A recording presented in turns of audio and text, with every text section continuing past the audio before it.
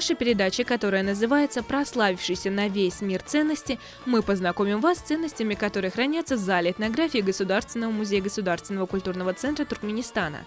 У туркменского народа есть национальное наследие, уходящее корнями в 5000-летнюю историю. Считается, что туркмены в давние времена занимались земледелием и животноводством. Туркменистан считается центром зарождения первой культуры. В качестве примера мы можем привести джейтунскую культуру. Археологи утверждают, что джейтунская культура зародилась в Туркменистане в 6-7 тысячелетиях до нашей эры. В ранние периоды джейтунской культуры зародилось первое земледелие. Население джейтунской культуры создает первое земледелие путем орошения зерен дикорастущих растений. Возникновение первого животноводства также восходит к джейтунской культуре.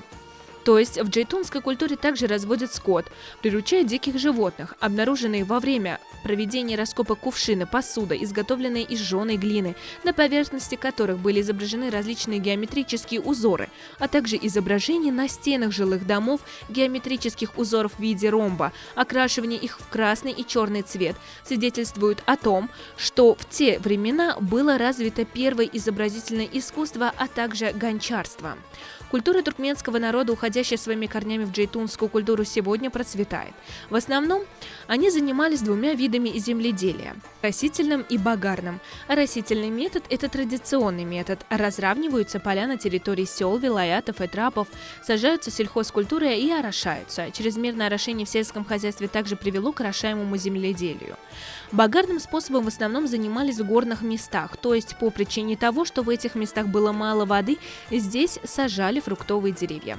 Этот метод еще называют багарным.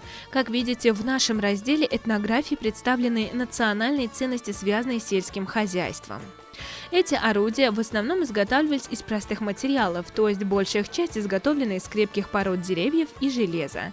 Здесь вы видите косы, серпа. В орошаемом земледелии сажали пшеницу, рис, ячмень. Собранные ими пшеница и рис в основном перемалывались на жерновах.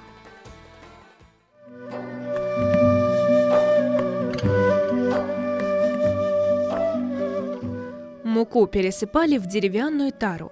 Туркменский народ сеял и кунжут. Из него получали масло. Кунжутное масло получали при помощи джуваза – маслобойка, которую изготавливали из крепкой породы дерева.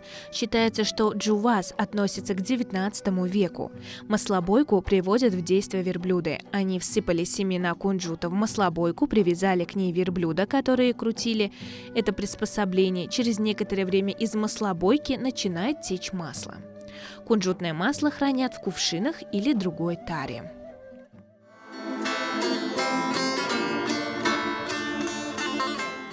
Пряжу для изготовления кетены получают из кокона тутового шелкопряда.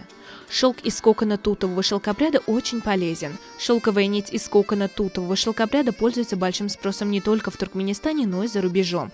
Это связано с тем, что ткани кетены, сотканные туркменскими женщинами, считались национальной ценностью. При создании кетены пряжу сначала окрашивают в различные цвета.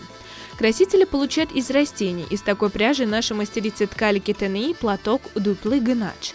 Они также изготавливали из верблюжьей шерсти различные изделия. Кетены ткут на инструменте, который называется тара. Верблюжьи пояса очень полезны для здоровья. А ткань кетены была очень полезна для здоровья и предохраняла от солнечных лучей. Каждый удивительный экспонат в коллекции Государственного музея Государственного культурного центра Туркменистана таит в себе немало интересных загадок. Специалисты музея продолжают их изучение, чтобы открыть эти тайны для народа. Культурная жизнь наших предков в прошлом, славный исторический путь народа, экономическое развитие, сведения об этом и не только смогут сыграть неприходящую роль для патриотического и трудового воспитания современного поколения туркмен. Поэтому деятельность сотрудников музея очень важна с точки зрения нашего будущего.